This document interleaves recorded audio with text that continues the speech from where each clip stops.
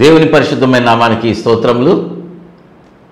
కర్మేలజ్ఞ అనేటువంటి మా ఈ కార్యక్రమాన్ని వీక్షించడానికి, దేవుని యొక్క మాటలు వినడానికి, దేవుని ప్రేమిస్తూ దేవుని యొక్క పాద సన్నిధిలో ఈ నూతన సంవత్సరమున మరోసారి ఆయన సన్నిధిలో ఏకీభవించిన మీ అందరికి కూడా ప్రభునామమున ప్రేమపూర్వకముగా వందనాలు, శుభములు తెలియజేస్తూ ఉన్నాం.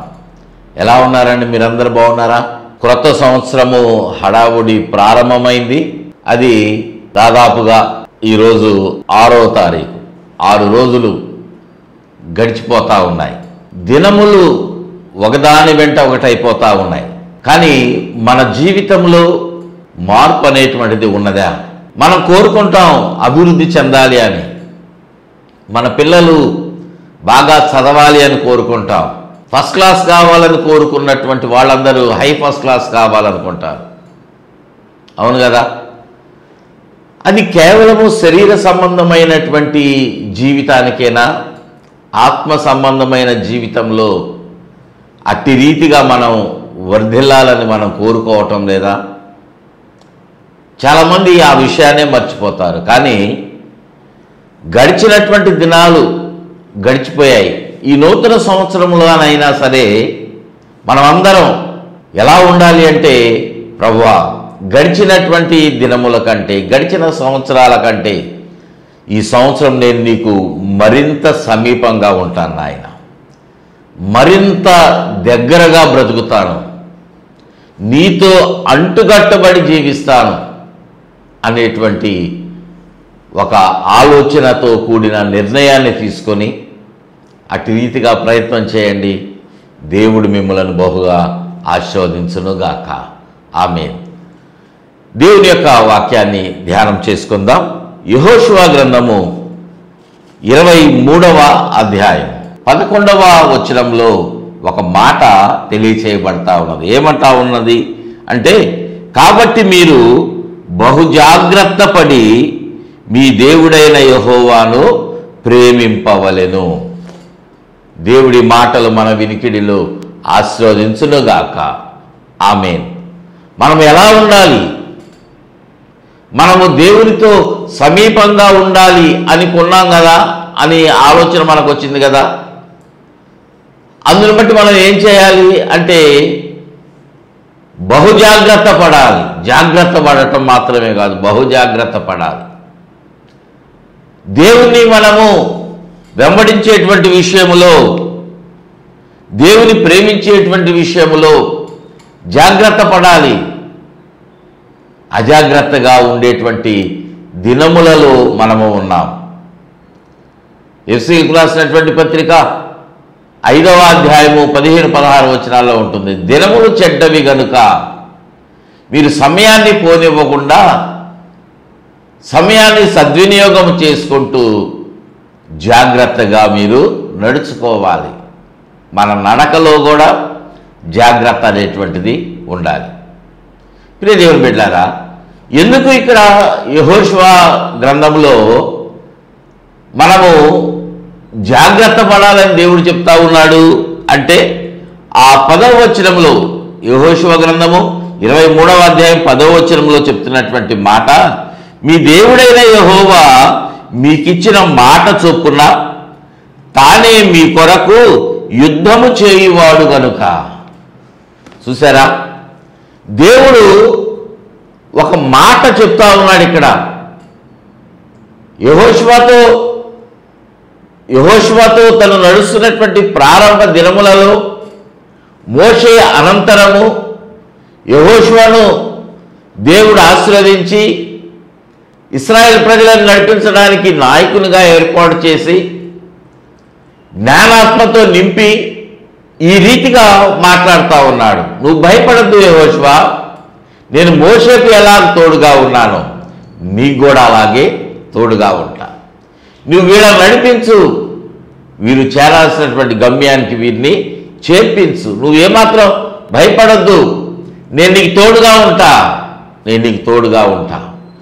నువ్వు చేసేటువంటి ప్రతి యుద్ధములో నేను నీకు తోడుగా ఉండి నీకు విజయాన్ని చేకూరుస్తా అని దేవుడు యెహోషువతో మాట్లాడి మాట ఇచ్చిన వాడుగా ఉన్నాడు. దేవునికి మహిమ కలుగునుగాక. హల్లెలూయా. ఏ రీతిగానైతే యెహోషువతో దేవుడు మాట్లాడాడో, యుద్ధము మీరు కాదు చేసేటువంటిది, మీ కొరకు నేను యుద్ధం చేస్తానని ఎలాగైతే చెప్పాడో ఆ మాట యెహోషువ జీవితంలో దేవుడు అట్లాగా తోడుగా ఉండి నెరవేర్చిన వాడుగా ఉన్నాడు. మనకు తెలుసు కదా, ఎరుకో పట్టణం మీదకి యుద్ధానికి వెళ్ళినప్పుడు ఎరుకో పట్టణము మూయబడింది. కానీ ఆ పట్టణ ద్వారము తలుపులు అన్నీ కూడా మూసివేయబడినా యుద్ధము చేయకుండానే, యెహోషువ ఏమి చేయకుండానే నువ్వు స్తుతించు చాలు అని చెప్పినప్పుడు వారు ఆ రీతిగా స్తుతించినప్పుడు ఎరికో కోట గోడలను కూల్చివేశాడు దేవుడు. దేవునికి మహిమ కలుగునుగాక. హల్లెలూయా. యుద్ధము మీరు చేయరు, నేను చేస్తా. దేవుడిచ్చినటువంటి మాట నెరవేర్చాడు. అటువంటి దేవుని ప్రేమించేటువంటి విషయంలో, అటువంటి రీతిగా మనకు తోడుగా ఉండేటువంటి దేవుని వెంబడించేటువంటి విషయంలో మనం ఎలా ఉండాలి అంటే, లేఖనం చెప్తా ఉంది, జాగ్రత్త పడండి, బహుజాగ్రత్త పడండి. ప్రియ దేవుని బిడ్డలారా, ఇది కేవలము యెహోషువకు మాత్రమే ఈ యొక్క మాట, ఈ లేఖనము వర్తిస్తుందా? ఇశ్రాయేలు ప్రజలకు మాత్రమే ఈ యొక్క భాగము వర్తిస్తుందా? కాదు. ఆయన యెహోషువతో మాట్లాడినటువంటి దేవుడు, యెహోషువకు మాట ఇచ్చినటువంటి వాడు, యుద్ధము చేసేటువంటి విషయంలో నేను మీకు తోడుగా ఉంటాను, మీ కొరకు నేను యుద్ధం చేస్తానని ఏ మాట అయితే యెహోషువతో దేవుడు మాట్లాడాడు, ఆ దేవుడు ఈరోజు మనతో కూడా, నీతో కూడా ఇదే మాట మాట్లాడుతూ ఉన్నాడు. మనం అనుకోవచ్చు, నేనేమి యుద్ధం చేయటం లేదు కదా, నేను ఏ శత్రువుతోటి కత్తి దూసి యుద్ధం చేయటం లేదు కదా, ఇంకా నాకు దేవుడు ఎలా తోడుగా ఉంటాడు, అసలు ఆయన అవసరం నాకేంటి అని అనుకోవచ్చు. కానీ ప్రియ దేవుని బిడ్డలారా, మనము ఆలోచన చేస్తే ప్రతి దినము, ప్రతి సమయము మనం యుద్ధం చేస్తూనే ఉన్నాం. ప్రత్యక్షంగా కత్తి తీసుకొని మనం యుద్ధం చేయట్లేదు, కానీ మనము ఆత్మ సంబంధమైన పోరాటాన్ని పోరాడేటువంటి వాళ్ళంగానే ఉన్నాం. ఈ లోకంలో మనం జీవిస్తూ ఉన్నప్పుడు అపవాది అనేటువంటి శత్రువు ద్వారా, విన్నారా ఈ మాట? అపవాది మనకు శత్రువు. మీరు అనుకోవచ్చు, అపవాది నాకేం శత్రువు కాదండి, మీకు శత్రువేమో అని మీరు అనుకోవచ్చు. అన్నా మీకు శత్రువు అపవాది అని మీరు అనుకోవచ్చు.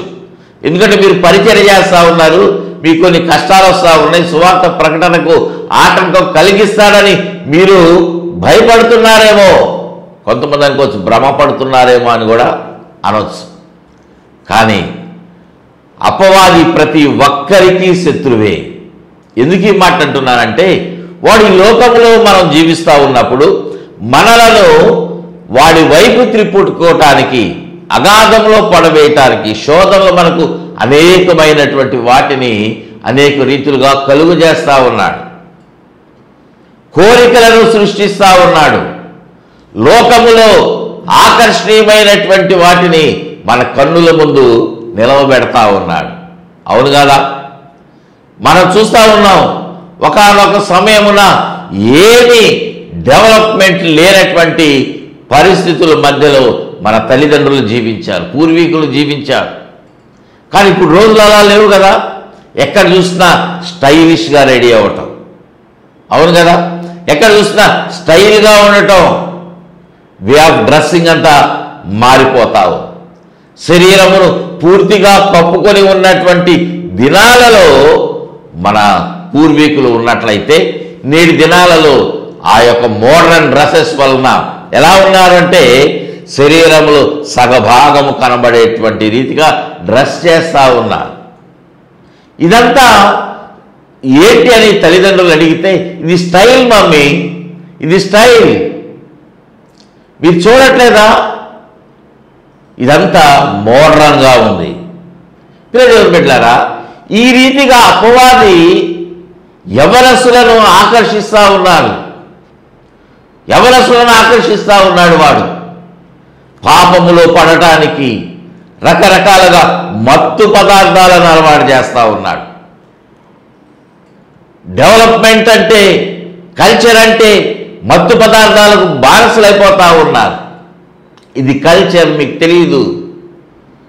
వీకెండ్స్లో, శనివారము ఆదివారము క్లబ్స్లో, పబ్స్లో గడుపుతూ ఉన్నారు మెట్రోపాలిటన్ సిటీస్లో ఉన్నటువంటి వాళ్ళు. ప్రియదేవుని బిడ్డలారా, మీ బిడ్డలు బాగా చదువుకొని మంచి ఉద్యోగం చేస్తూ ఉన్నారు. హైదరాబాద్లోనో, బెంగళూరులోనో, చెన్నైలోనో, ఢిల్లీలోనో, ముంబైలోనో, లేకపోతే ఇతర దేశాలలోనో దేవుడు ఆశీర్వదించి వారికి మంచి ఉద్యోగాలు ఇస్తే వాళ్ళు అక్కడ ఎట్లాగో బ్రతుకుతున్నారనేటువంటి సంగతి ఆలోచన చేశారా? ప్రియ తల్లిదండ్రులారా, మీ బిడ్డలు, మీ కూతురు, మీ అమ్మాయి దుబాయ్లోనో, అమెరికాలోనో, ఆస్ట్రేలియాలోనో, ఇంగ్లాండ్లోనో ఉద్యోగం చేస్తూ ఉంటే వాళ్ళ వే ఆఫ్ డ్రెస్సింగ్ మీరు గమనించారా?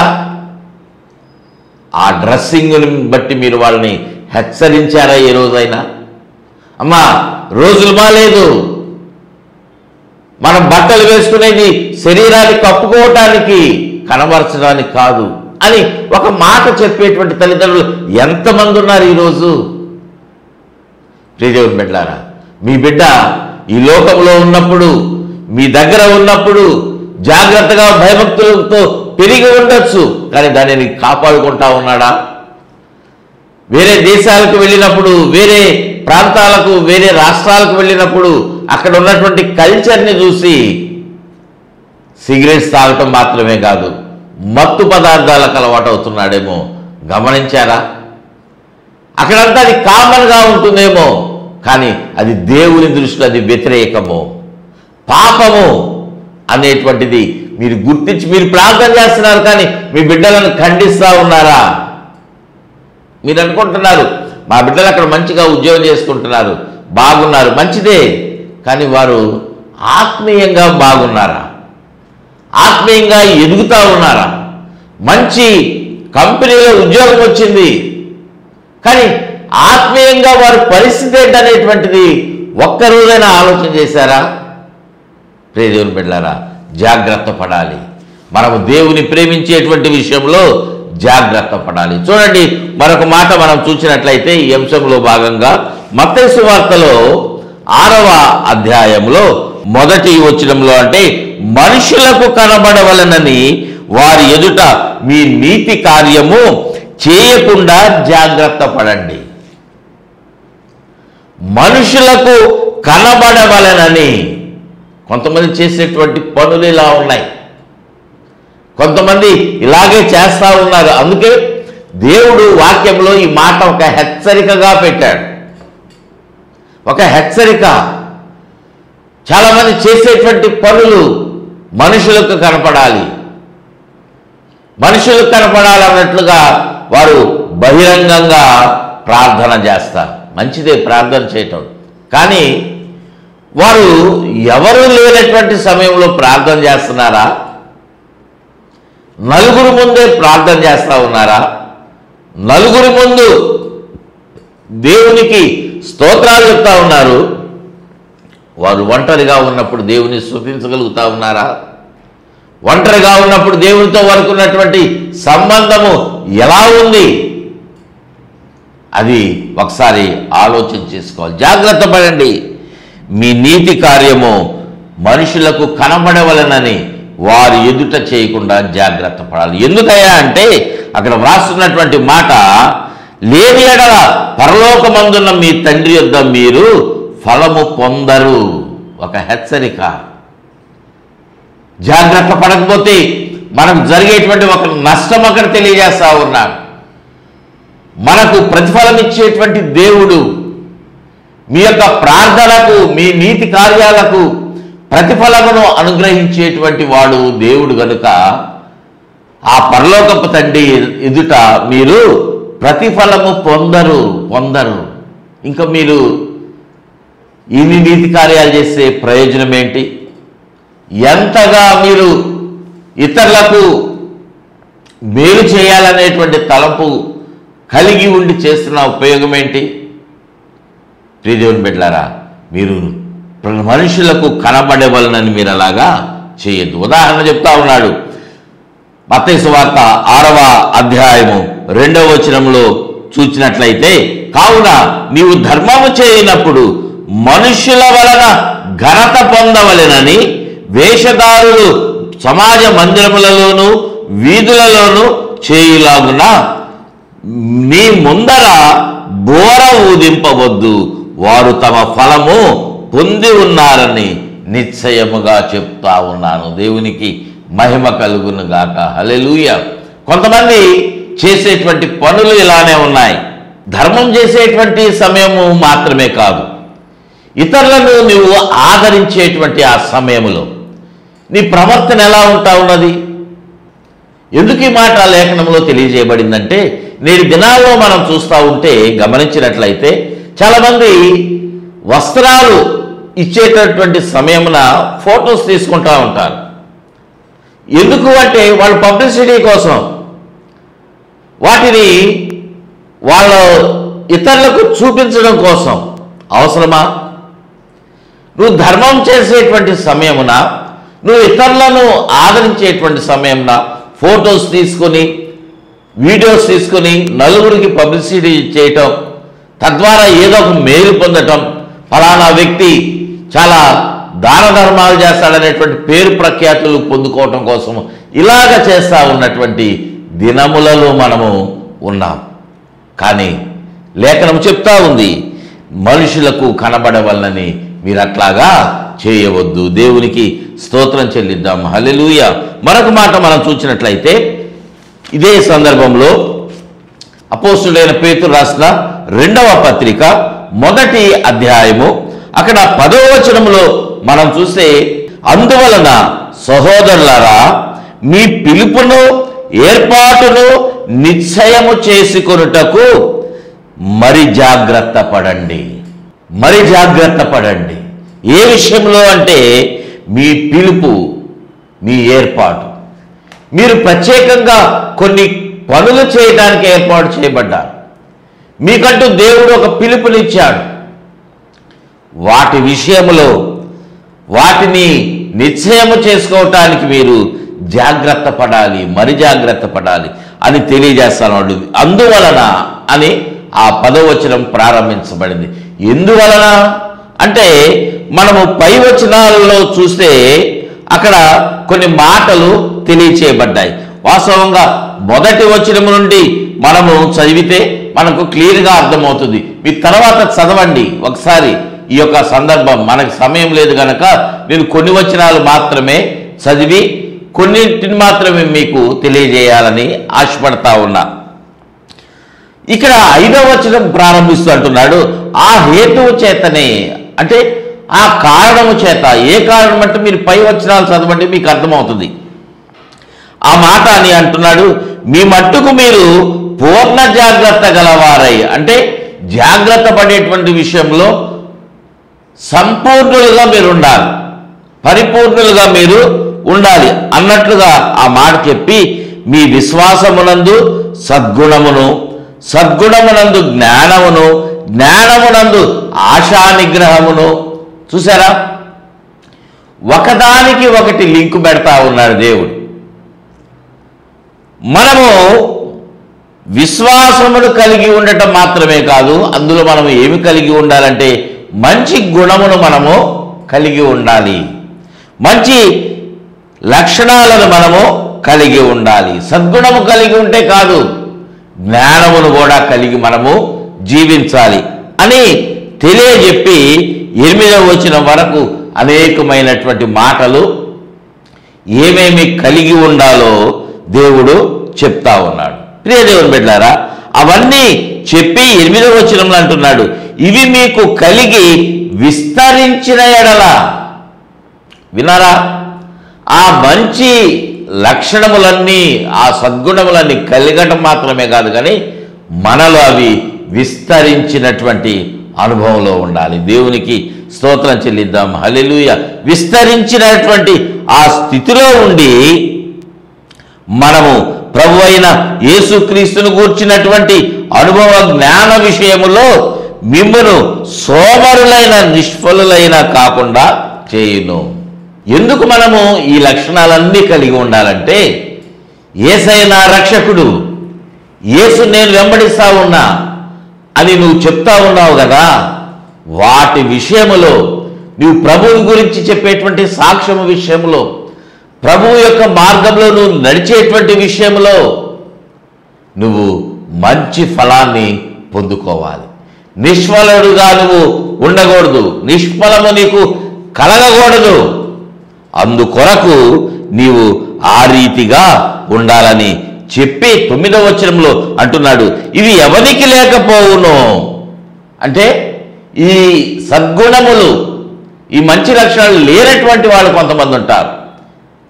ఎవరికైతే అవి లేకుండా ఉంటాయో వాడు తన పూర్వ పాపములకు శుద్ధి కలిగిన సంగతి మరచిపోతాడు. నేను దేవుని చేత పాప క్షమాపణ పొంది ఉన్నాననేటువంటి సంగతి వాడు మరచిపోతాడు. గుడ్డివాడును దూరదృష్టి కలిగినటువంటి వాడు, దూరదృష్టి లేనటువంటి వాడుగా వాడు తయారైపోతాడు. ఫలితం ఏంటి? అంధకార సంబంధమైనటువంటి క్రియలను మనం విడిచిపెట్టాం, ఆత్మ సంబంధమైన గుడ్డితనము నుండి మనము వెలుగును చూస్తూ ఉన్నాం. మనోనేత్రాలు వెలిగించబడ్డాయి మనకు. కానీ మరలా అదే స్థితిలో ఉంటే మనకు ప్రయోజనం ఉన్నదా?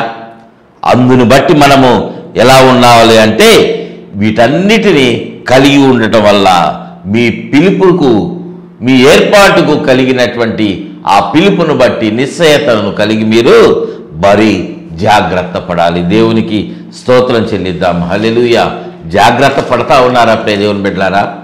మీలో కొంతమంది జాగ్రత్త పడనటువంటి జీవితము కనిపిస్తూ ఉన్నదేమో. జాగ్రత్త, వాటిని సరి చేసుకుని దేవునికి సమీపంగా బ్రతకండి, సమీపంగా జీవించండి. పేతురు భక్తుడే తను రాసినటువంటి ఇదే పత్రిక 2వ పత్రికలో చెప్తున్నటువంటి మాట 3వ అధ్యాయము 14వ వచనం చదువుతా ఉన్నా. చూడండి, ప్రియులారా, వీటి కొరకు మీరు కనిపెట్టువారు కనుక శాంతము గలవారై ఆయన దృష్టికి నిష్కళంకులుగాను నిందారహితులుగాను కనబడునట్లు జాగ్రత్త పడండి. ఇక్కడ మరొక అంశాన్ని జ్ఞాపకం చేస్తూ పేతురు మనకు ఒక హెచ్చరిక చెప్తా ఉన్నాడు. మీరు జాగ్రత్త పడండి. ఏ విషయంలో జాగ్రత్త పడాలి? ఎవరి ముందు మనం జాగ్రత్తగా ఉండాలి? లోకం ముందు జాగ్రత్త పడటం కాదు. నా కుటుంబ సభ్యులు, నా బంధువుల దగ్గర నాకు మంచి పేరు కావాలి, నేను ధనమును కలిగినటువంటి వానిగా ఉండాలి, డబ్బు కలిగిన వానిగా ఉండాలని అడ్డదారులు తొక్కి డబ్బు సంపాదించొద్దు. ఈ రోజులు అలా ఉన్నాయి. అందుకే ఆ మాట ఉపయోగించాను, అడ్డదారులు అనేటువంటిది. అంటే నీతి మార్గముగా స్ట్రైట్గా వెళ్ళి డబ్బు సంపాదిస్తే తక్కువ వస్తుందని లంచాలు తీసుకోవటము, దొంగ లెక్కలు చెప్పటము, వచ్చినటువంటి జీతానికి అధికంగా జీతం పొందుకోవాలి. యజమానుల దగ్గర ఉన్నటువంటి వారు అబద్ధాలాడి డబ్బులు సంపాదిస్తూ ఉన్నారు. అవును కదా? దుర్వ్యాపారం చేస్తూ ఉన్నారు, వ్యాపారంలో కల్తీ చేస్తూ ఉన్నారు, క్వాలిటీ ఉండట్లేదు, సరి అయిన క్వాంటిటీ కూడా ఉండట్లా. మనం చూస్తే కాటా వేసేటువంటి సమయమున 10 కేజీలు మనం తీసుకుంటే మనకి 10 కేజీలు వస్తుందని నమ్మకం ఉందా? అందుకే ధర్మకాట అని బంగారం అమ్మే దగ్గర అక్కడ పెడతారు. ధర్మకాట కరెక్ట్గా ఉండాలి. ప్రియదేవుని బిడ్డలారా, దేవుని యొక్క కాట అలా ఉంటుంది. నిన్ను దేవుడు చూసేటువంటి విధానము అదే రీతిగా ఉంటుంది. మనము నిందలేనటువంటి వాళ్ళముగా, దేవుని సన్నిధిలో కపటము లేని వాళ్ళుగా మనము జీవించడానికి జాగ్రత్త పడాలి. ఎందుకంటే ఈ 3వ అధ్యాయంలో 8వ వచనం నుండి మీరు చదవండి. ఎందుకు ఈ మాట చెప్తా ఉన్నాడు పేతురు భక్తుడు అంటే, దినములు మారబోతా ఉన్నాయి, భయంకరమైనటువంటి దినములు రాబోతా ఉన్నాయి. ఆకాశము, భూమి ఇవన్నీ లయము కాబోతా ఉన్నాయి. ప్రియ దేవుని బిడ్డలారా, ఆకాశములు మహాధ్వనితో గతించిపోయేటువంటి ఒక దినము రాబోతా ఉందనేటువంటి మాట లేఖనములో తెలియజేయబడతా ఉంది. భూమియు దాని మీద ఉన్నటువంటి కృత్యములను కాలిపోవును. ఎన్నో ఉపద్రవములు కలగబోతా ఉన్నాయి. ఎవరు ఊహించినటువంటి కార్యాలు, ఎవరు ఊహించినటువంటి పరిస్థితులు మార్పు చెందబోతా ఉన్నాయి. కనుక మనం ఎలా ఉండాలి అంటే, మీరు చదవండి పేతురు రాసినటువంటి పత్రికలో ఈ 3వ అధ్యాయం, 2వ పత్రిక 3వ అధ్యాయం చదవండి. మీకు స్పష్టంగా తెలియజేస్తా ఉన్నాడు దేవుడు. అందుని బట్టి మనం ఎలా ఉండాలంటే జాగ్రత్త పడాలి. మరొక మాట మనం చదువుకొని ప్రార్థన చేసుకుందాం. మార్కు సువార్త 13వ అధ్యాయము 32, 33 వచనాలు. ఆ దినమును గూర్చి ఆ గడియను గూర్చి తండ్రి తప్ప ఏ మనుషుడైనను పరలోకమందలి దూతలైనను కుమారుడైనను ఎరుగుడు. జాగ్రత్త పడుడి, మెలకువగా ఉండి ప్రార్థన చేయుడి. ఒక దినము రాబోతా ఉంది, ప్రభు యొక్క రాకడ దినము. ఆ దినము భూమి మీదకు కాకుండా ఆకాశంలో కాకుండా మధ్యాకాశంలో ప్రభు వచ్చేటువంటి ఒక సమయం రాబోతా. ప్రభు యొక్క రెండవ రాకడ.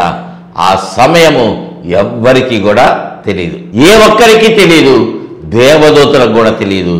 ఆ దినము వచ్చినప్పుడు నువ్వు ఎత్తబడినటువంటి గుంపులో ఉంటేనే ఆయన పరిశుద్ధులను తనతో తీసుకుని వెళ్ళడానికి ఆయన రాబోతా ఉన్నారు. ఎవరైతే రక్షణ పొంది వారి జీవితాలను కాపాడుకుంటూ బ్రతికారో, పాపము లేనటువంటి స్థితిలో ఉన్నారో, వారందరూ దేవునితో ఉండటానికి ఆయన తనతో వారిని తీసుకువెళ్ళటానికి రాబోతా ఉన్నాడు. విడవబడినటువంటి వారు భయంకర స్థితిలోనికి వెళ్తారు, అగ్నిలోనికి వెళ్తారు, అగ్నిగుండంలో ఉంటారు. ప్రియ దేవుని బిడ్డలారా, నువ్వు పరలోకంలో ఉంటావా, అగ్నిగుండంలో ఉంటావా? పరలోకంలో దేవుని సన్నిధిలో ఉంటావా, అగ్నికి ఆహుతైపోతా ఉంటావా? నువ్వే ఆలోచన చేసుకొని జాగ్రత్త పడి ఈ నిర్ణయం మీరు తీసుకోండి. మీరు ఏ నిర్ణయం తీసుకున్నా అది మీ చేతిలోనే ఉంది కనుక దేవునితో ఉండేటువంటి ఆ కృప మీకు దయచేయాలని నేను ప్రార్థన చేస్తా ఉన్నా. దాని కొరకు మీరు సిద్ధపడండి. అటువంటి కృప పరిశుద్ధాత్మ దేవుడు మనకందరికీ దయచేయునుగాక. ఆమేన్. ప్రార్థన చేసుకుందాం. ప్రేమ కలిగిన తండ్రి, మీకు వందనాలు నాయన. మీరు మాకు చెప్పినటువంటి మాటలను ప్రభువా మేము జాగ్రత్తగా ఆలోచించుకొని సరైన నిర్ణయం తీసుకొని జాగ్రత్తగా రక్షణ పొందినటువంటి అనుభవంలో ఉండే కృప దయచేయండి. కార్యక్రమం స్పాన్సర్ చేసిన బిడ్డను దీవించండి నాయన. ఏకీభవించిన ప్రతి ఒక్కరికి మంచి ఆరోగ్యము, అన్ని విధములుగా మా ప్రభువా ఆత్మ సంబంధమైన దీవెనలు మరి ముఖ్యంగా మీరు అనుగ్రహించి ఆశీర్వదించమని, అన్ని విషయాల్లో వర్ధిల్ల చేసి మంచి ఈవో మీరు దయచేయమని, మహిమగంత ప్రభావాలు మీకే ఆరోగ్యశేషేరామని అడిగి వేడుకుంటాం తండ్రి.